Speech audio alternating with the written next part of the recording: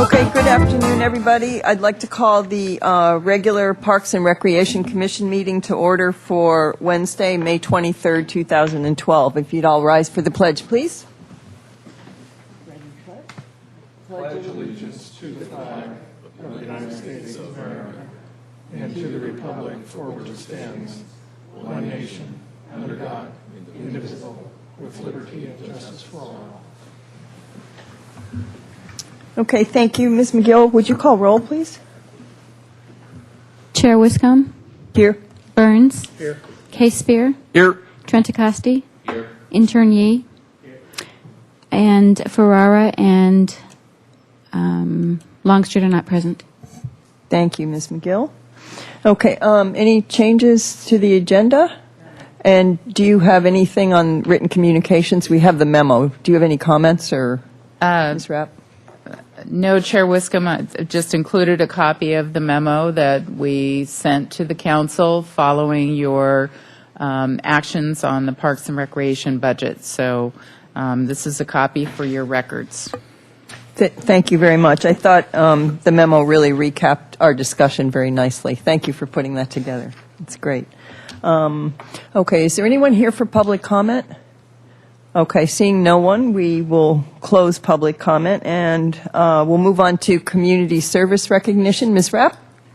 And unfortunately, the honoree, Kathy Vandenberg, who was being recognized for her work with the Healthy Options for Teens Culinary Arts Program, which we're all very familiar with, she could not be here tonight, so we will forward her certificate to her and thank her for her service. Thank you very much. Okay, we are going to move on to the Youth Council report. Mr. Yee, nice to see your face. Thank you. So May 7th, the Youth Council had a speak out on environmental issues. We showed teens and members of the community 2 videos and continued a discussion about what we can do for the environment.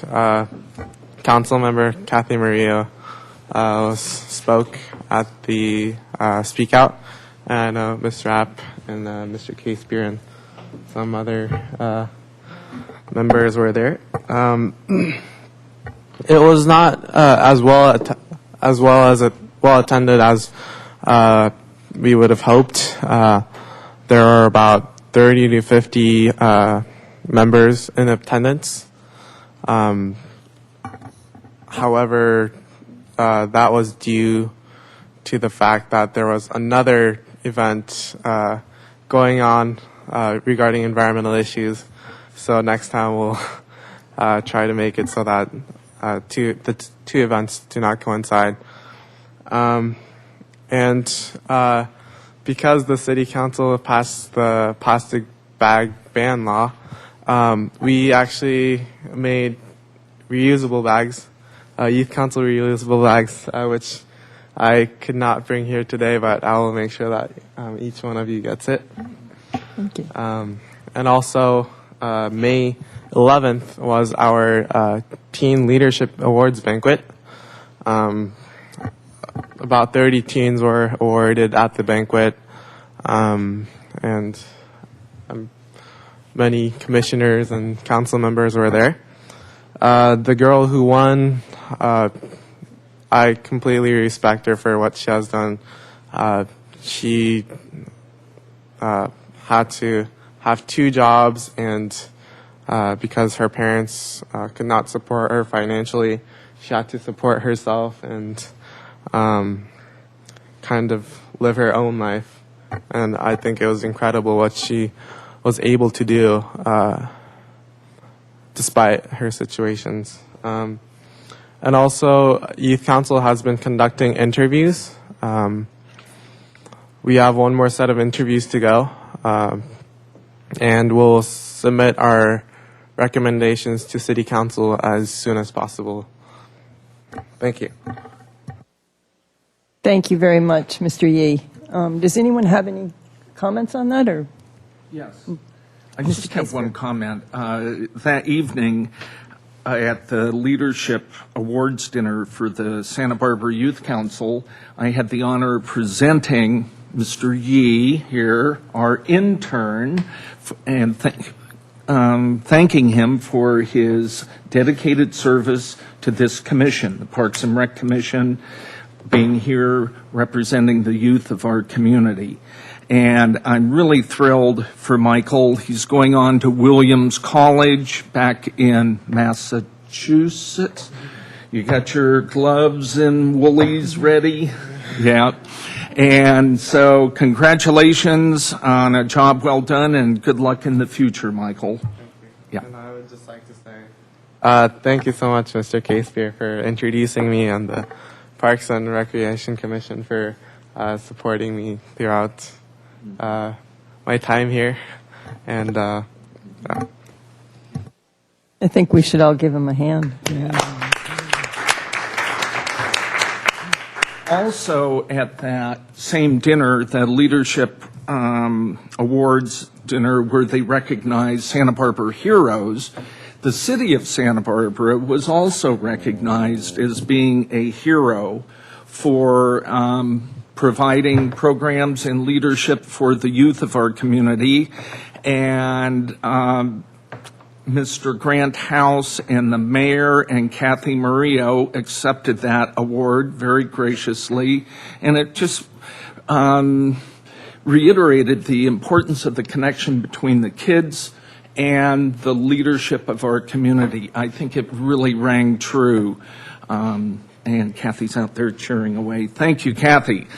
And Grant. We have them both here today. Wow. Councilmember House, Councilmember Maria, welcome. Nice to see you. So thank you, Mr. Casebeer, for those comments. Massachusetts is my home state, so you're going to need a wardrobe change. I can tell you that right now. Okay. Excuse me. We'll move on to Commissioner Committee assignment reports and start down here. Do you have anything, Mr. Trinacosti? Sure, just like the updates from the Golf Advisory. Is your mic on?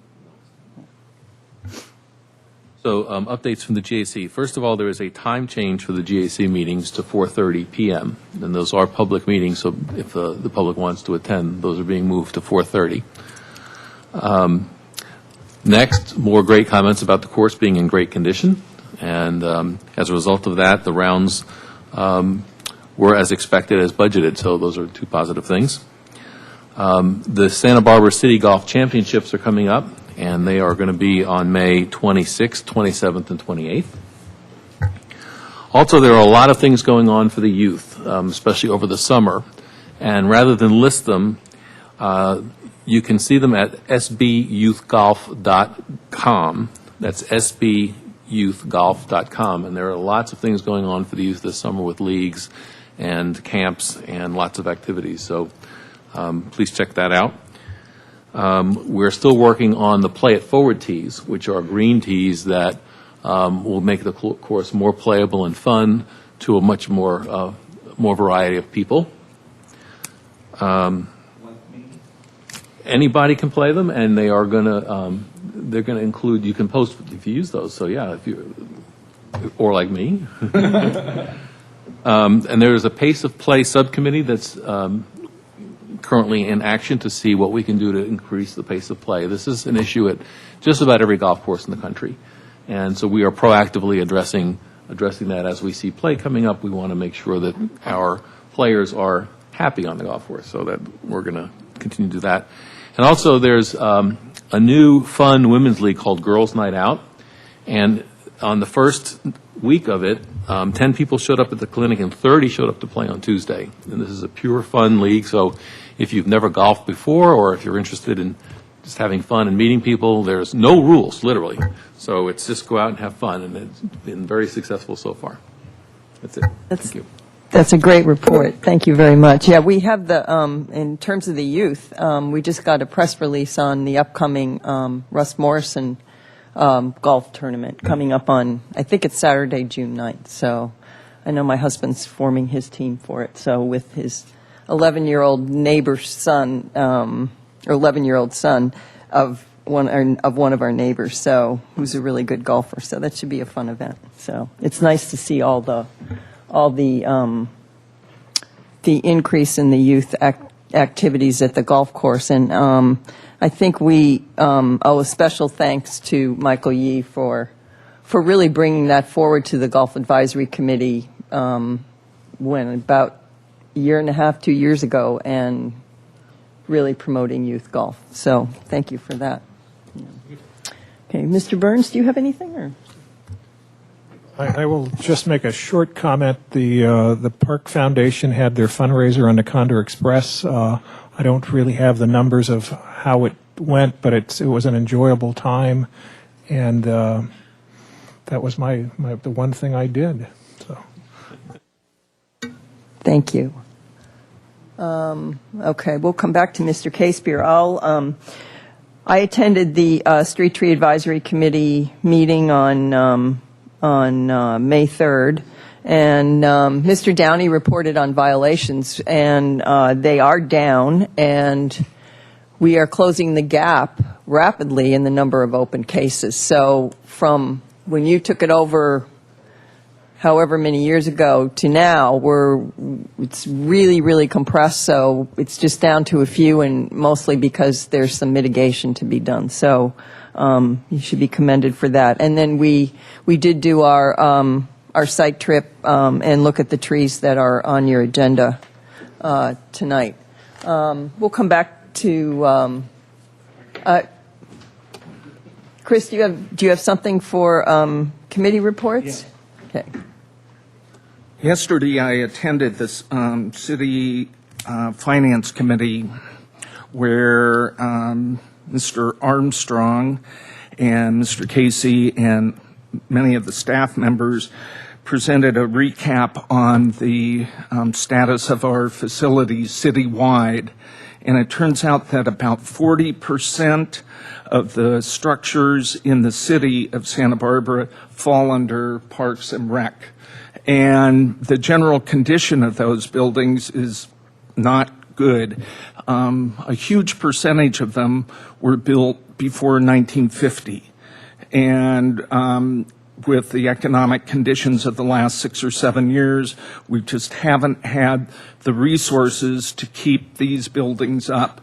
So the good thing is that the City Council is fully aware of this. And I know that this will be an ongoing issue for years to come, but we're not ignoring it.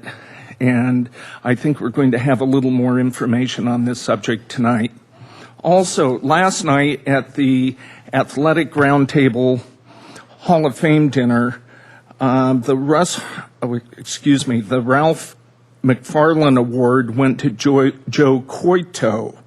Joe's been instrumental in the Santa Barbara Marathon, and so he was recognized for his contribution to sport and recreation. And the Russ Hargraves Award went to James Coronado. So that concludes my report. Great. Thank you very much. Okay, we commission and staff communications. Do we have anything there, Ms. Rapp? Yeah. Okay. So let's move on to the consent calendar. Agenda item number 2, which was summary of council actions. That's in your packet. We don't have any news on that. That's just for your information. And let's go on to approval of minutes. These are the minutes from our regular meeting on April 25th, 2012. I do have one change. It's on page 5 of the minutes. We did have a motion that was tied for one of the street tree items at 3526 Santa Maria Lane. So in effect, the minutes say that the motion passed 3-3 when it should say that it failed 3-3. So if anyone wants to make a motion. I'll make that motion to revise the minutes to reflect okay. a tie for that street tree recommendation. Okay. And does anyone else have any other comments or corrections? Okay, Mr. Caseper, does your motion include approving the minutes as amended? Certainly. Okay, thank you. Do we have a second? I'll second. Okay. All in favor? Aye. Aye. Okay, fine, that passes unanimously. Okay, we move on to Street Tree Advisory Committee items, agenda item number 4, and we're on 4A1, which is the 3,000 and 4,000 blocks of La Colina Road. Welcome, Mr. Downey. Chairwoman and Commissioners, the 3,900 through 4,000 blocks, let me apologize. First, your packet says 3,000 through 4,000. It's actually 3,900 through 4,000 blocks of La Colina Road. The Public Works Engineering Division is proposing a project to install sidewalks and handicap access ramps where none exist. The results of that project will require removal of some of the trees. There are 9 trees that may need to be removed. The project is taken some construction techniques that may save some of the trees, but those decisions will have to be made at time of construction if the Commission approves the removals. It includes 8 liquid amber trees and 1 evergreen pear tree. I've got a couple representative photos up here for you. The Street Tree Advisory Committee reviewed the project and is recommending that the removal and replacements be approved as proposed. I've got Brian Demore here to explain a little more about the project, and I'll turn it over to him. Thank you. Welcome. Yes, thank you. My name is Brian DeMoore. I'm a supervising civil engineer with the City of Santa Barbara in Public Works. So yes, I've been working on the design of this project for probably about 6 months, and it's been on our capital improvement program listing as a high priority need for sidewalk infill for many years, and we were able to gather up a few different funding sources to put this together. And one of the things that we noticed right away, there's some design challenges. Basically, we're finding now with any of our new sidewalk infill projects, the reason they haven't been done is because they're the hard ones. All of the easy ones have been done. So on this one, there were some challenges with the slope. The south side of La Colina Road has a steep slope along a good portion of it that was missing sidewalk. So that was one issue. And then the trees, we really didn't want to impact any trees if we could help it.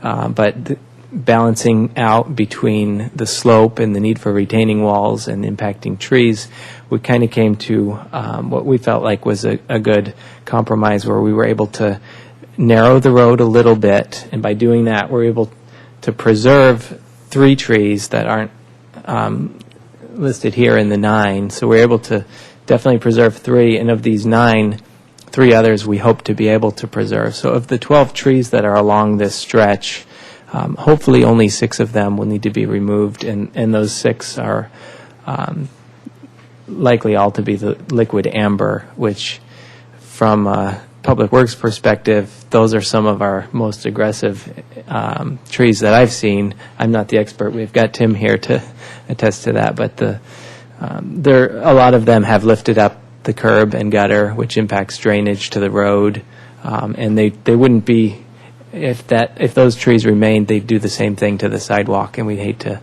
put in a new sidewalk and then watch it turn into a trip hazard.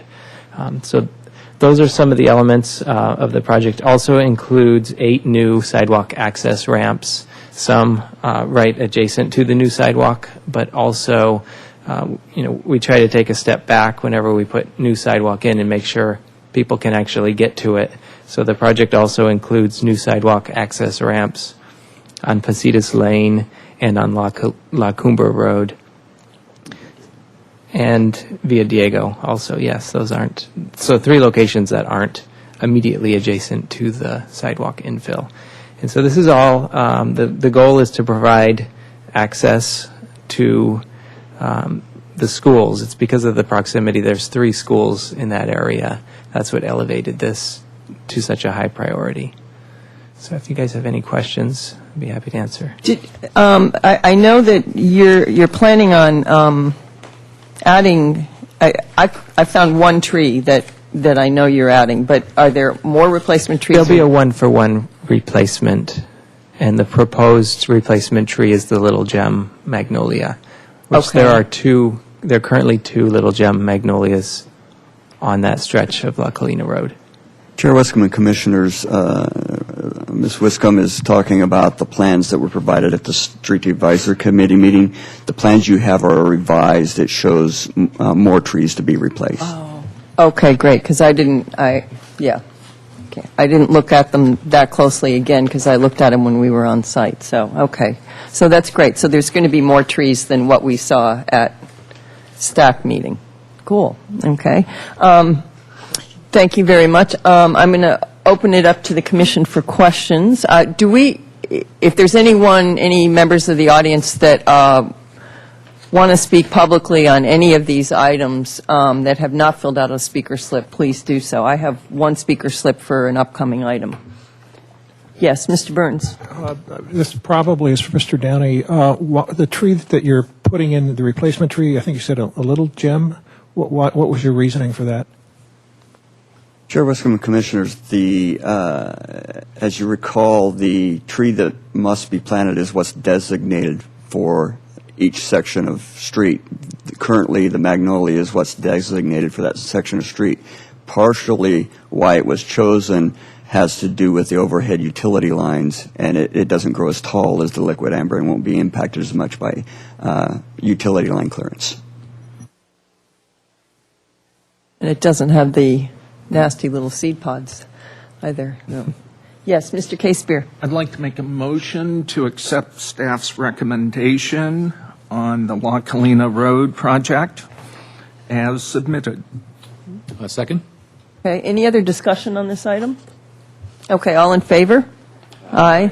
Okay, any opposed? No. Okay, that carries unanimously. Thank you very much for the presentation. Okay, we are moving on to 4B1, which is 457 to 459 Hope Avenue. Mr. Downey? Chair Wiscombe and Commissioners, 457 through 459 Hope Avenue has come to this commission before. There will be a new street installed at this location. As a result of the necessary work to improve the access to this new street, they will be required to realign the roadway, and these trees would then be at an awkward position within the sidewalk.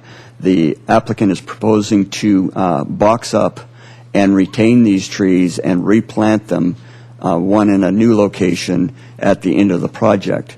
The Street Advisory Committee reviewed these and determined that depending on the length of the project, the viability of the trees might not be good at the time that they need to be replanted. Their recommendation is to approve the boxing of these trees, and at the time of reinstallation, have staff check the viability of these trees, and if not viable, they would be replaced with 48-inch box jacaranda trees. So the recommendation is to conditionally approve. Okay, thank you. We don't have any speakers on this item, so I'll open it up to the commission for questions and discussion. Yes, Mr. Trentacosti? Just one question. When you say the 48-inch box, would it stay in a box then, or would it be actually planted in the ground? Chair Wiscombe and Commissioner Trentacosti, the reference to 48-inch box is a size of tree to purchase that would be installed in the ground. The box would be removed at installation. Anyone else? Yes. Mr. Casebeer? I'd just like to commend Ms. Carey, the developer of this project, for her desire to attempt to save the existing trees. And because so often people just want to mow them down and plant something new, and it's nice because they're larger developed trees, and I think it's a good idea that should be promoted. Agree with that. Okay. Anyone else? My only comment, the plan showed one tree being relocated, but my understanding, but the application letter requests two. So I guess one of them is the potential and the other one is definite. Is that? Chair Wiscombe and Commissioners, after the Street Tree Advisory Committee, I had another conversation with Ms. Carey. Because of the realignment of the public right-of-way, her proposal was to relocate both trees. Okay. Thank you for that clarification. Okay, great. Okay, anyone wish to make a motion on this? I make a motion that we accept the removal of the trees at 457, 459 Hope Avenue. Second. Okay. Would the maker of the motion like to include the fact that if upon transplanting these turn out not to be viable by the opinion of city staff, that they be replaced with purchased trees? Yes. Okay. Would the seconder like to? Yes. Okay, fine. Okay, so we have a motion and a second, and it's basically as the Street Tree Advisory Committee has recommended. All in favor? Aye. Okay, great. So that carries unanimously. Okay, we're going to move on to item 4C1, which is 1545 La Vista del Oceano, and we do have a speaker for this item. So Mr. Downey can give his presentation, and Commission can ask clarifying questions. I'll open it up for public comment, and then close public comment and have discussion. Okay, Mr. Downing. Chair Wiscombe and Commissioners, 1545 La Vista del Oceano has two moderately sized redwood trees. They are separated from the driveway by a wood piling retaining wall.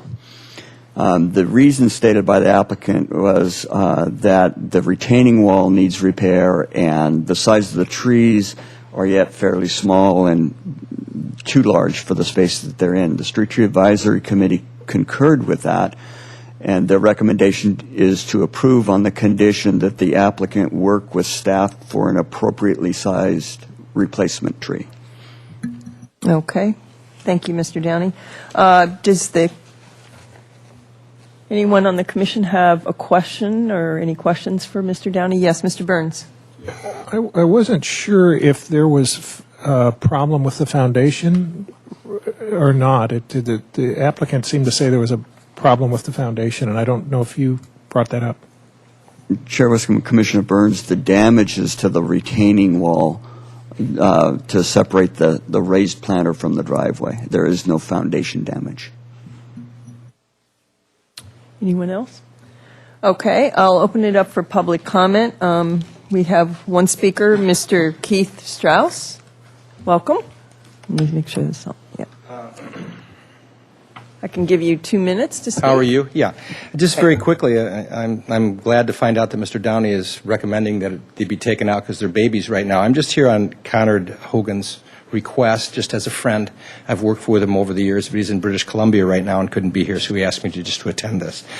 There isn't, I agree with Mr. Downey, there's no damage to the foundation as yet, but he's very worried about future problems, additional encroachment under brick patio. The brick patio was ruined, so he had to pull all that up and then redo it again. So I think that Mr. Downey will agree with me that as tall as a tree is, it sends out a lateral root system equal to the top of the canopy, and I think that's probably his reason for suggesting that they be removed because they're babies. I just wanted to let you know that I'm here and that on his, Conrad Hogan's behalf, and I would like to leave this with Mr. Downey about his concerns for future problems.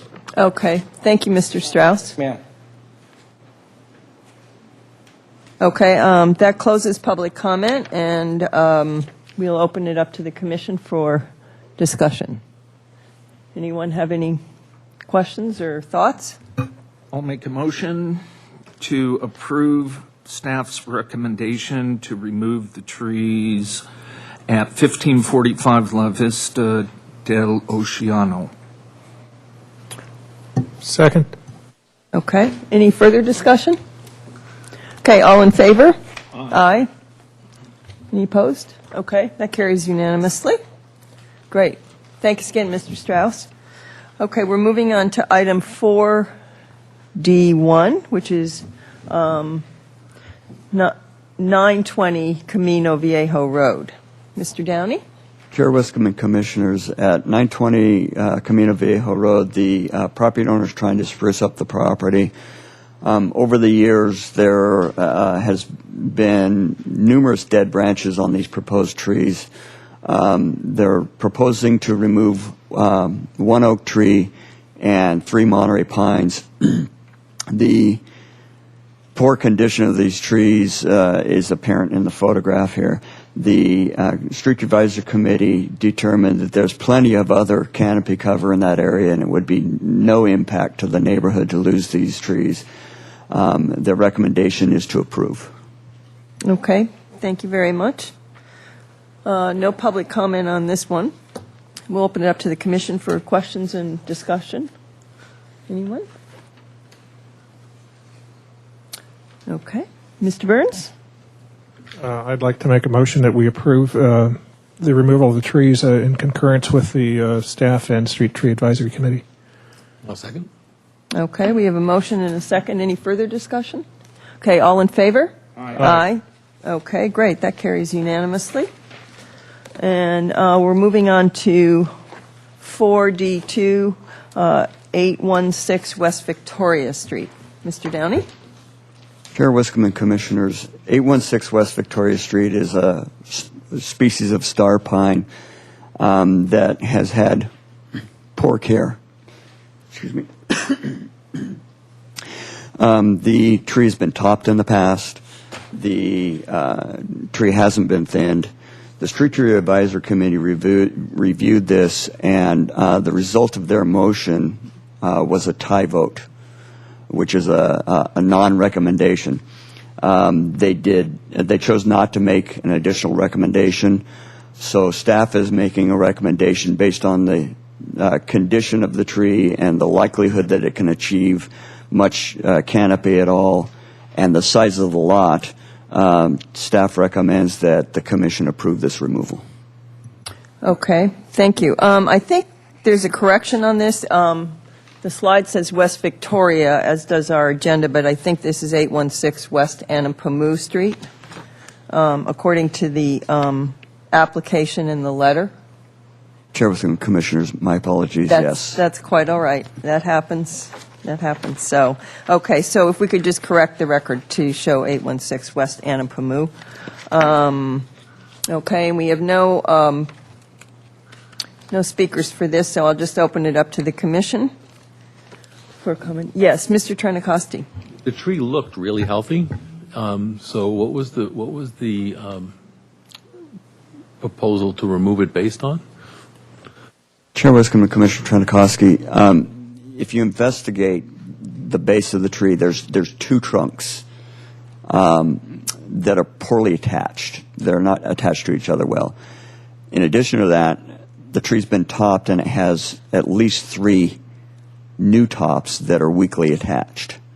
Based on those reasons, that for the poor attachments and the size of the tree in relation to the lot and the potential that the tree can actually achieve what it should achieve, that it's not going to achieve, those are the reasons that staff is recommending that it be approved.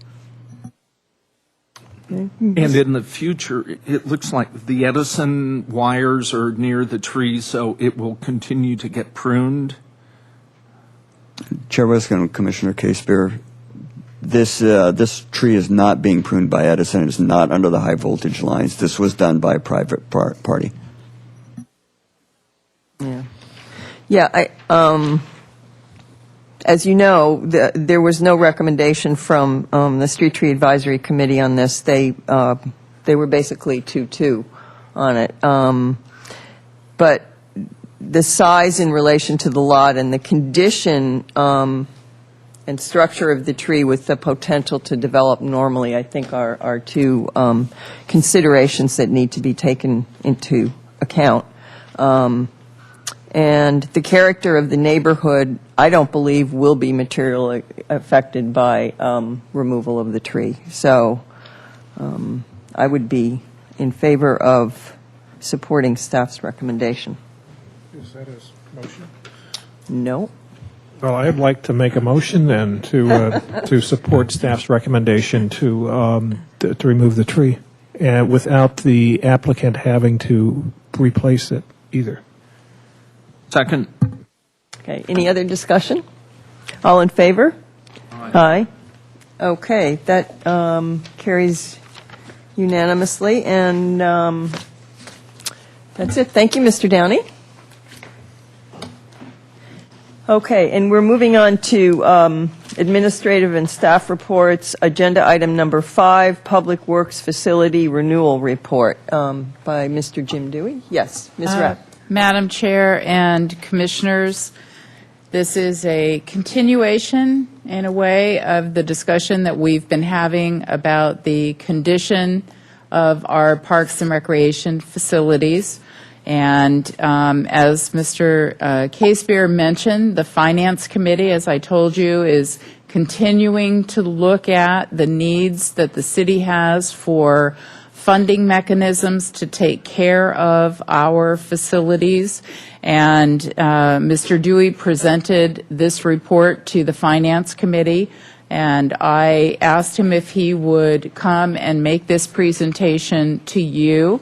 And so we're going to do that, and then I think that, following this, we will continue to keep you apprised of the Finance Committee discussions related to funding mechanisms that may be taken to council at some point in the future, and decisions related to the general fund reserves policy that I also mentioned to you was being considered, which would be a mechanism for funding such maintenance and capital projects in the future. So with that, I would like to introduce you to Jim Dewey, who is the Public Works Facilities and Energy Manager. So please welcome him. Thank you. Welcome, Mr. Dewey. Good afternoon, Chair Wiscombe and Commissioners. I'd like to provide just a little bit of a overview of the capital maintenance program for general fund buildings. And your packet is going to be a little bit different than this presentation. Unfortunately, I had to update the presentation a little bit, so I'd be glad to answer any questions. You can stop me at any time during this presentation. The capital maintenance program is managed by the Facilities Division of Public Works, and it's funded through intra-city fund transfers. It's funded primarily through general fund sources. And I know that you've heard of what we call allocated charges that are assessed to Parks and Recreation. This is where these funds come to the Facilities Division through.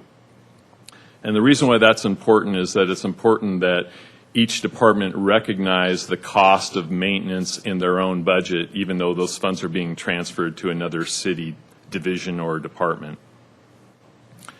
And so this provides, capital maintenance provides for the renewal of building systems. And I'll go into a little bit more about the particular building systems, but it's important to kind of differentiate between capital maintenance and major capital renewal here. Capital maintenance means that, each building has a life cycle associated with it. It could be 50, 75, or 100 years. And every building has building systems within it: electrical, mechanical, plumbing systems, flooring, carpeting, lighting systems, and they each also have a life associated with them. So the capital maintenance program provides for the renewal of those systems, but it doesn't provide for the renewal of that building at the end of its life. And that's where major capital renewal comes in. So some of the items that are covered under capital maintenance are roofing systems, doors, windows associated with buildings, electrical, mechanical, plumbing, flooring systems, interior and exterior finishes. all the systems that you would normally take care of as standard maintenance within a building in order to keep it operating. This slide shows the breakdown of our gross square footage for general fund buildings. We have about 485,000 square feet in total, and you can see a large portion of that belongs to the Parks and Recreation Department.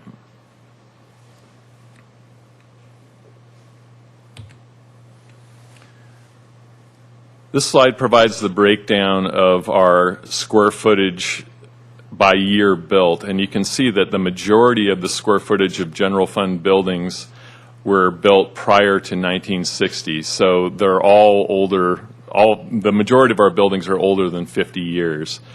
Some of them are approaching 100 years. So that's just another illustration that, you know, major capital renewal is on the horizon.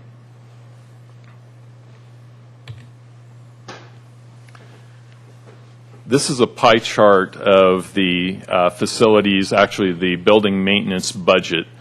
And it's $3.1 million.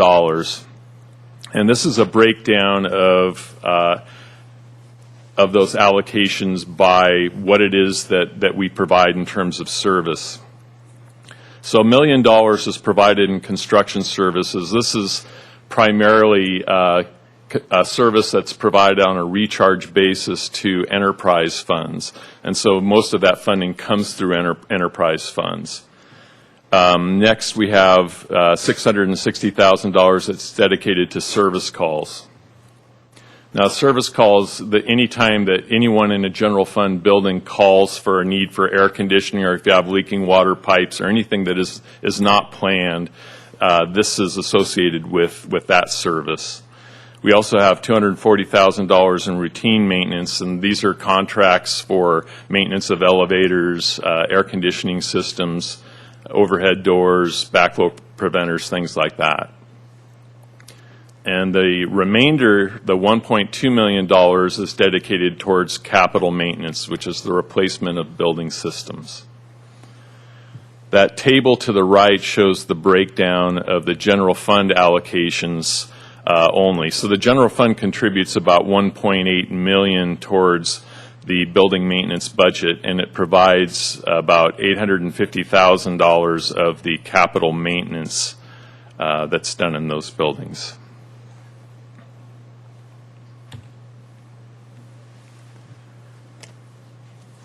Now, currently we have a backlog in capital maintenance. So annually, we do not fully fund the capital maintenance program, so there is a certain amount of deferred maintenance associated with that.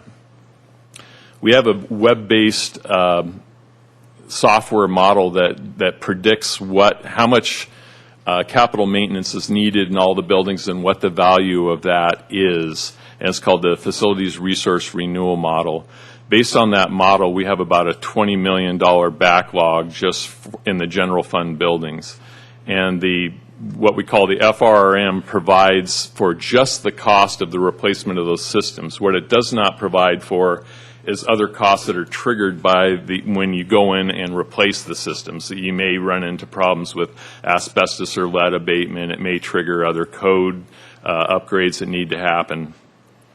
So the estimated actual current backlog is about 50 to 70 million across the city, and this doesn't include the police department building. And because the capital maintenance is underfunded, that backlog is continuing to grow. This chart provides a breakdown of where the capital maintenance backlog is, and this is just based on the FRRM numbers. And you can see that the majority of the capital maintenance backlog is in parks and recreation buildings. Excuse me. Just as a quick question, the FRM, that's the model from the computer, not what could be actual, correct? Correct, Commissioner Burns. I think that you've seen this before in the Infrastructure Task Force. That's where the numbers came from originally. So this is a computer model, and it doesn't, the actual costs associated with things are determined by a lot of different factors, but this just gives us an idea about, helps us to determine what level of funding we need in order to stay up on maintenance.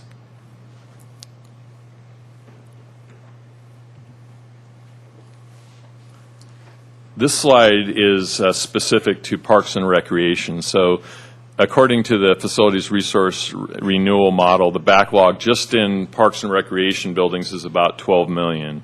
And I estimate the actual capital backlog is $35 to $50 million.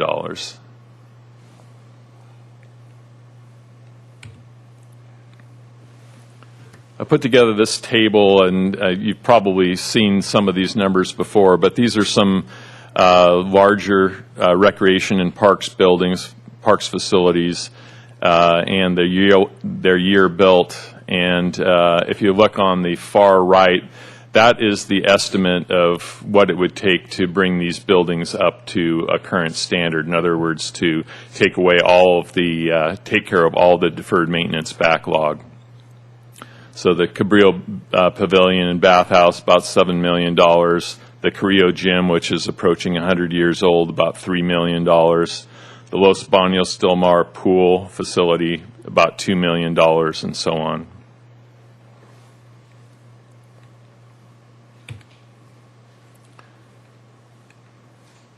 I'm going to skip a couple of these slides because they're not really important, but I do want to cover this.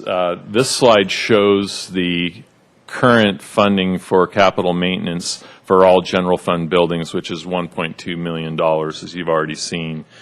And this chart shows what we predict to be the capital maintenance backlog, and you can see that that's growing. This next slide is what level of funding that we actually need in order to keep the capital maintenance backlog steady. So we need to fund the capital maintenance program. We need to add about $900,000 per year just to stay even with the capital maintenance backlog.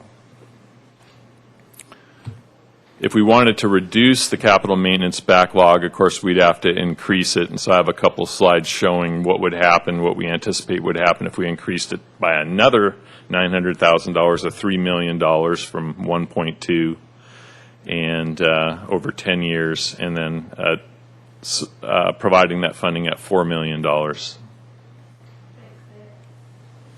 May I ask a question, Mr. Dewey? Have you done an analysis? Obviously, the most desirable is the $4 million one, where the bars start to change over time, and the backlog goes down and the investment goes up. But have you done one that shows incremental increases annually in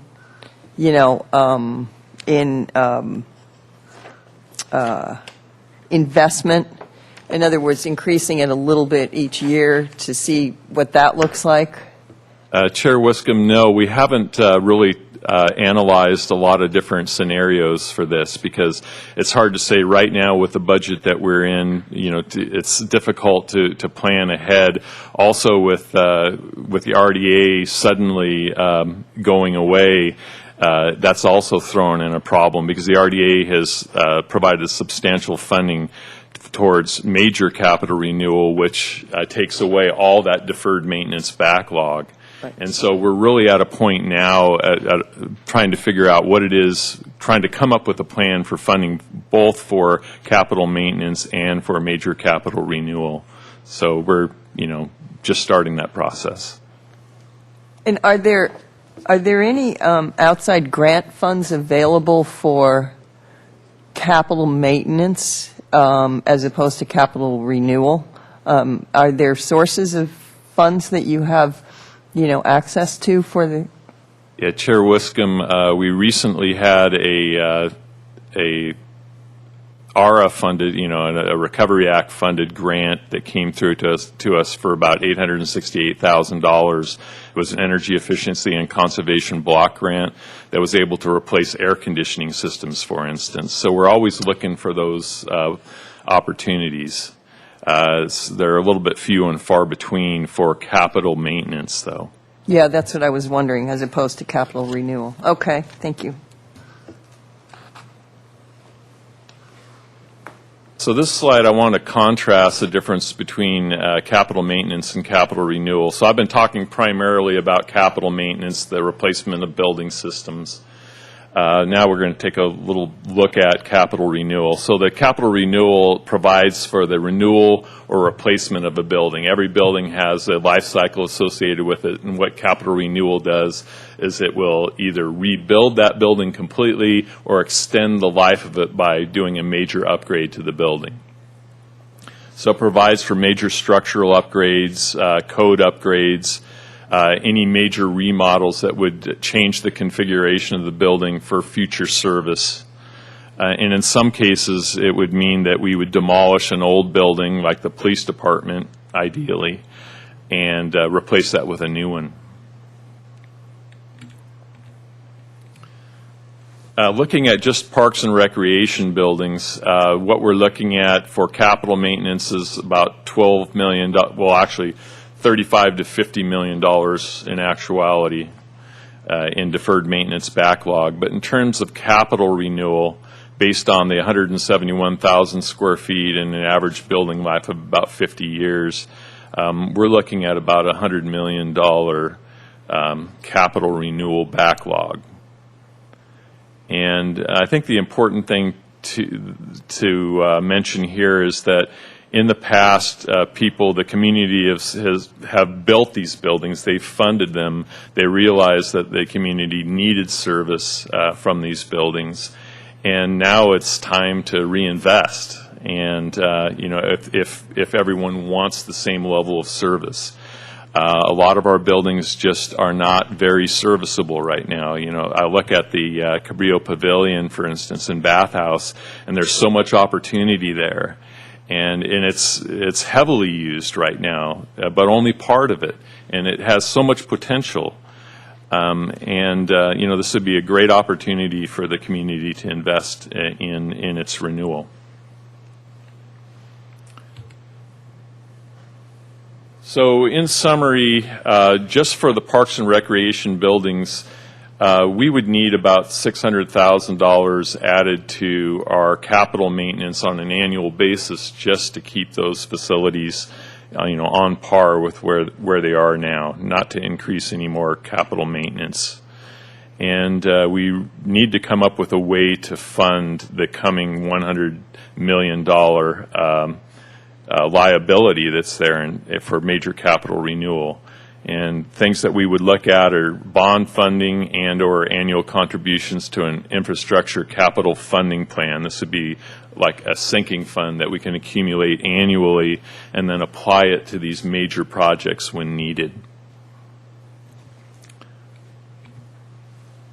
Now, I entertain your questions. Thank you very much for that. That was great. Do my fellow commissioners have some? Yes, Mr. Yee. Thank you for the report. Going back to the charts, I was wondering, the 900,000 one is not really growing, but at 1.2 million, it's growing a little bit. The backlog, I was wondering why that was. 'Cause isn't it supposed to decrease with more? Mr. Yee, right now the capital maintenance is funded at $1.2 million, which is underfunded. And so what this slide shows is that because it's underfunded, we're not going to be able to take care of all of the capital maintenance in a given year, which will accumulate. I don't know if maybe I'm misunderstanding your question. I think the clarification, I think, Mr. Yee, what you're looking at is you're wondering why the green bars are bigger on the 900,000 than they are on the 1.2 million. I think that's and it's because the slide on the capital, the 1.2 million is the total system, and the one on the 900 is Parks and Rec. Oh, okay, great. Okay, so that would be in theory if Parks and Rec had 900,000 in annual investment versus the current. This one is actually what is in the system, and the 900,000 is the what-if one. Oh, okay, I see what Yeah. Thank you. Is that, Yeah. was that what you were asking? Yeah. Yeah. Thank you. Okay. Chair Wiscombe and commissioners, I think that this is one of the discrepancies that was in your handout that isn't reflected in the presentation. And so what I'd like to do is provide you with a new packet at the end, and it'll better reflect what is happening with Parks and Recreation in terms of these charts. That's great. Did I explained that correctly, though, didn't I? Yeah, I think I misunderstood what was Yeah. going on because I didn't see it in front of me. Yeah. And if I could, to just add a couple of comments related to this, because these are a lot of big numbers. I have some comments. And so, and I think the most important thing is that you get a general consensus of how we get to the numbers. And I wouldn't overly worry about the numbers. But I will just say, and I'll ask Mr. Dewey to chime in, over the last few years, Mr. Armstrong has actually increased the annual funding to maintain these facilities because he has put a priority on we need to take better care of our facilities. And that's why we're up to, what is the current amount for 1.2 million. 1.2 million. And so that's where we are now. It's better than what we had a few years ago, but it needs to be more. And that's one piece of it. And then it's also the need for funding for the capital program. And that they're both going to support the facilities, and we don't have enough funding for either one. And When you say capital program, you mean capital renewal program? Yes. and this is where all the terminology gets for staff as we work with this. That's maintenance. This program is maintenance. And when we propose projects in the capital program, that's a different funding source. So it gets a little confusing, but I think the most important thing is that somehow we, and by we, I mean the city, we need to start increasing the level of funding that goes for both of these programs, or we don't make progress. And I think there's a real awareness of that. It's also a real challenge because of, we're currently, crawling out of this recession. But when times get better, and we are not the only city where this happens, and we're not the only institution where this happens, oftentimes people like to fund things that are different than bricks and mortar. And so I think the discussion that's taking place now with the Finance Committee, and it really started with the infrastructure financing, when Council established the Infrastructure Financing Task Force, was the need to have better mechanisms in place to, not only increase that funding, but protect that funding in the longer term. So I don't want you to too much worry about understanding all the numbers. I think it's really just more important that you understand it's the funding for the two things, the maintenance and the capital renewal or the capital program, and both play a very key role in how we maintain our facilities. And then I was also going to ask Mr. Dewey if, and I'll make a suggestion and he may have a better one, to understand the difference between an investment in the capital maintenance and the facility renewal would be improvements that we made at the Franklin Center over the last few years, like updating the kitchen and new flooring, and we moved some walls and improved the use of the activity space. And the Carrillo Recreation Center, which, was kind of outside in, really updating that building, dealing with all the code issues. Is that two good examples? Maybe there's another one that, and maybe I don't even have it right. Yes, Ms. Rapp. There's a couple of things that happen within buildings. The programs within buildings change over time. The facilities program, the capital maintenance program, provides for maintenance only. If there's anything that needs to be changed, a remodel that really doesn't add to the overall life cycle of the building, but it changes the building somehow, that needs to be funded outside of the program that I manage.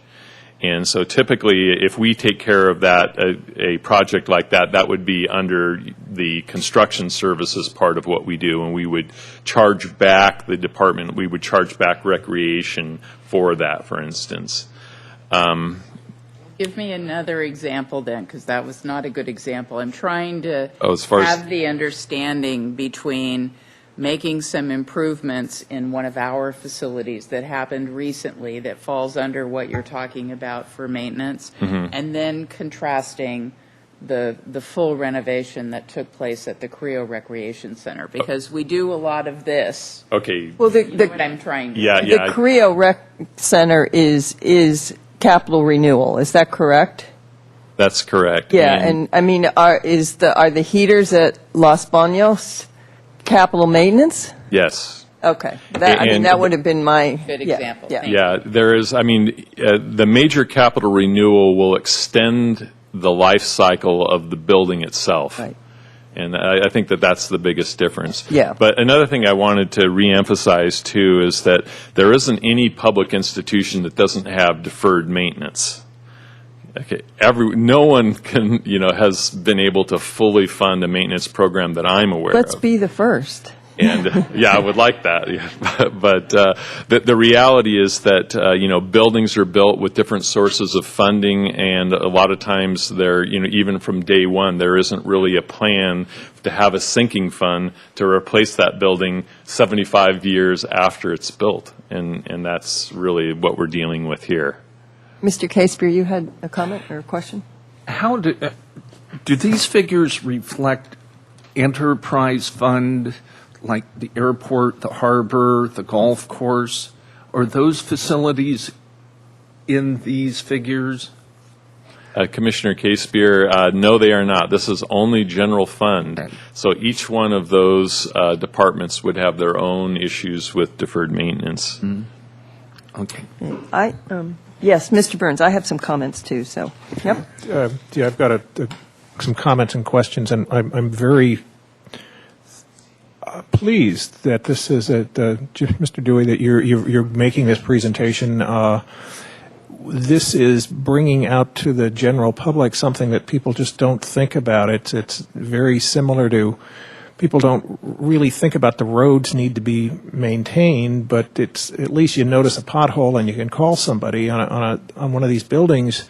You don't realize that the electrical wiring in that wall might be 45, 50 years old, and it's going to have a problem. So these are the things that need to come out, and I'm very grateful that your department is bringing this forward and bringing it up to City Council and to us, because the general public just doesn't seem to understand that things deteriorate. So this is very good. I've a couple of comments. One, are there, since we don't really have a good source of fundings for all of these buildings, are there any buildings out there that we might consider leasing so that there will no longer be a liability to the city in the future? Two examples are, right now we're leasing the children's, the teen center, 1233, 1235. And I'm not sure if they're responsible for the maintenance or not, but I mean, if they are, maybe that's something they should be. If they're running it, then that's one less thing that we have to worry about. And then also on Las Positas, the tennis center, we're no longer responsible for that, and that's another way to just make it because we don't really have the funds. So is it something that the city might look at to see if there's buildings that we have that are underutilized that we might lease out to a nonprofit or some other organization for a 10 or 20-year period just because we're not able to maintain it? And I don't know if that's part of what you look at rather than just the buildings themselves, but I hope that's something that the city would be looking at with this information. Commissioner Burns and commissioners, that was one of the recommendations of the Infrastructure Financing Task Force, and that was part of the presentation to the Finance Committee, was reminding them that that was a recommendation and to look at that. I think that there's, for the Parks and Recreation Department, we are very interested in, really looking at what are the possibilities for parks and recreation facilities.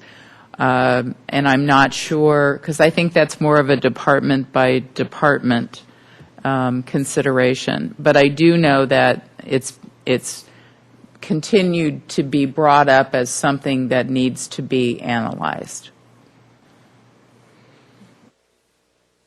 Mr. Trinacosti? I had a similar thought to Commissioner Burns, and when I was looking at the way the square footage was divided, it was kind of departmentalized by department, and I was wondering, was that done for the presentation, or are there any of the facilities that are actually being shared by departments? And by the way, thank you for your presentation.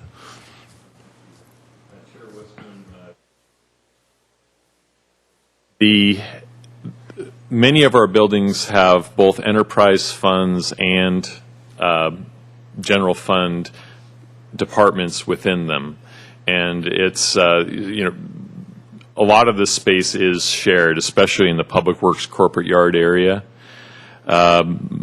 Most of the parks and recreation square footage is dedicated to parks and recreation programs, so that's usually program space. They actually the administrative portion of Parks and Recreation pretty much resides in one place.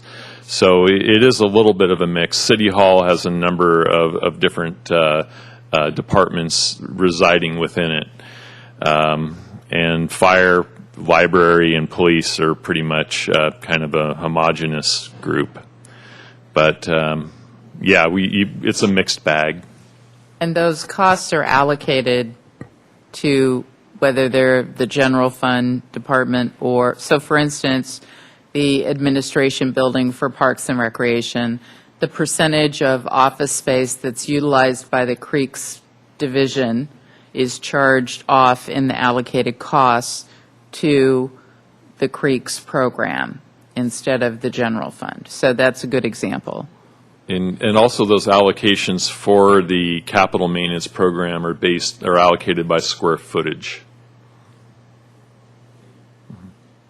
Okay. I had a couple comments and questions.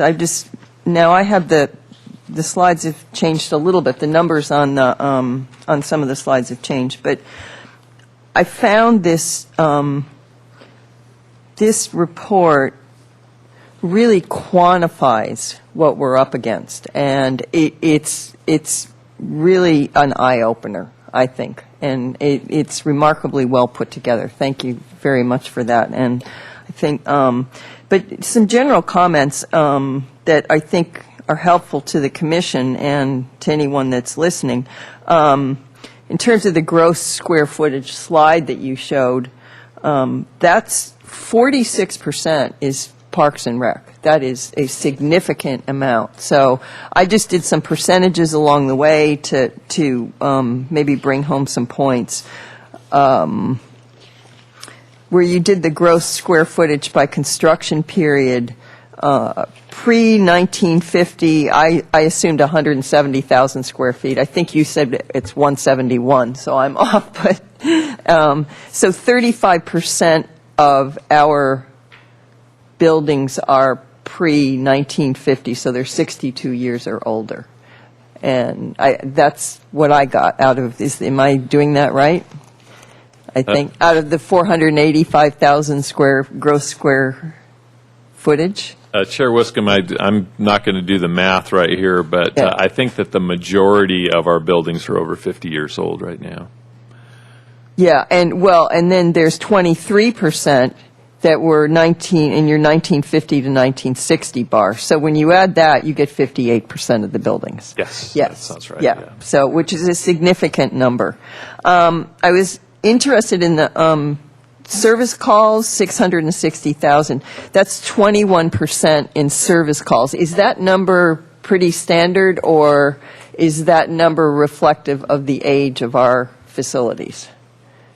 That number is reflective of the age of our facilities. And As capital maintenance gets pushed into the future, what happens is that there's more calls for maintenance that is unplanned Right. in Yeah. terms of breakdowns. Yeah. And that's what that reflects. That number grows, and it's based on the actual, on a 3-year average for calls for maintenance by all departments. So that's been going up every year then? Yes. Okay, yeah. Yeah, because only 7.7% was routine maintenance. So that's, when you look at routine maintenance versus service calls, that's another reflection of where our facilities are.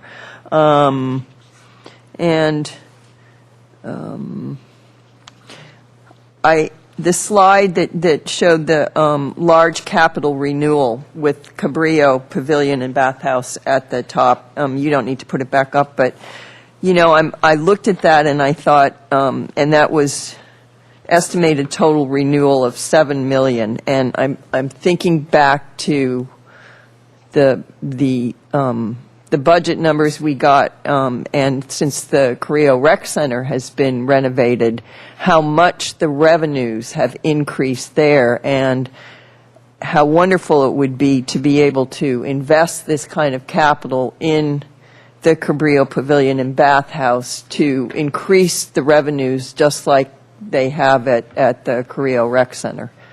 I hope I didn't get Cabrillo and Carrillo mixed up. So, but those are, $7 million looks like a huge number, but when you see the revenue changes that have occurred at facilities where, capital renewal has taken place, like the Carrillo Rec Center, it's pretty astounding. So,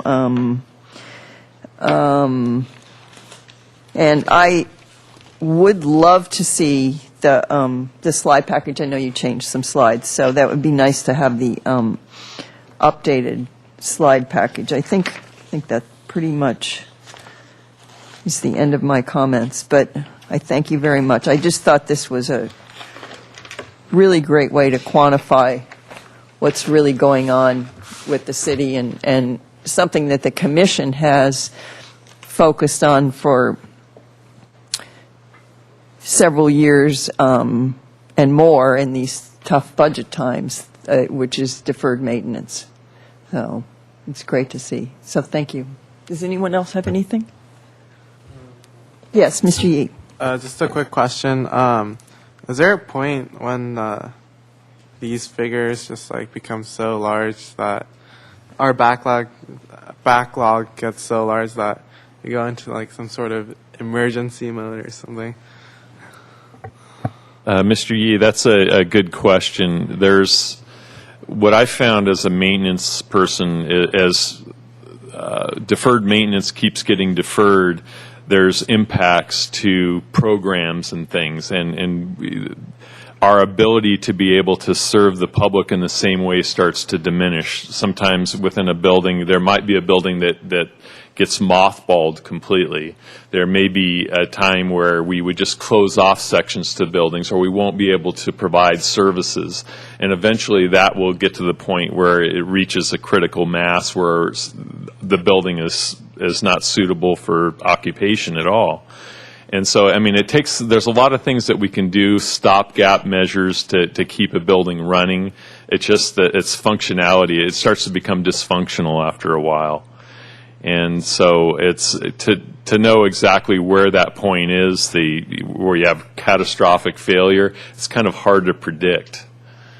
But it's all the buildings. This wouldn't happen all at one time. I think the important thing is that that we're strategic about where we make our investments. So Franceschi House would be an example of a structure that is beyond its life usefulness and mothballed, like you were saying. Commissioner Casebeer, yeah, I would agree with your comments. That's the. Probably So doesn't- hopefully the entire city does not end up like Franceschi House, and someday we'll be able to, the phoenix will rise again. Yeah, I liked the $4 million chart here. That was really nice when the bars started to reverse themselves, and that, oh, gee, that can really happen if we had all the money in the world. So, yes, Mr. Burns. Just as a question, as you were talking about it, it's not going to be a catastrophic end of the buildings, just things getting mothballed. And I think a few years ago we had a discussion when I was on the infrastructure task force, and Mr. Dewey, you mentioned one of the buildings where they play volleyball at UCSB, and it's my recollection that if it's raining, you cannot play in the inside of the building because the roof leaks so badly. Am I? And that's one of those issues where it's still usable, but it really isn't. Am I close to that? Commissioner Burns, yeah, you're referring to Robertson Gym, and it's my understanding that roof has been replaced since I left UCSB, and I don't like to pick on UCSB. I love UCSB; it's my alma mater and all that. But they have significant deferred maintenance issues too, and yeah, I mean things can get bad. Things can get to the point where they just will not serve the public anymore, and deciding whether or not to close a building or to change programming in the building significantly. I mean, those are all decisions that need to be made when things get deteriorated so badly that we can't move forward the way that they are. And here at the city, we don't really have that problem. We do have a building that has been mothballed, the youth building at Mackenzie Park, and right now, I mean, it's a building that really it wasn't very functional to begin with. But most of our other buildings are usable. They're heavily used by the public, and they just need some additional funding to keep them moving forward. Good. Thank you. And I was just thinking of that youth building. I guess the issue that comes up is right now it's mothballed, and if we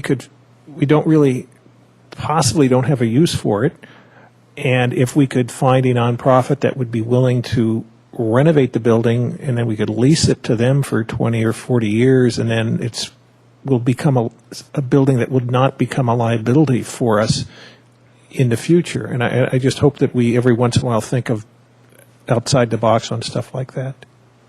Thank you. Okay, I guess that concludes it. Thank you very much. It was a great presentation, great discussion. Thank you so much. Ms. Rapp, do you have anything else, or no? Okay. We are through. I would entertain a motion. Adjourn. Okay, all in favor? Thank you.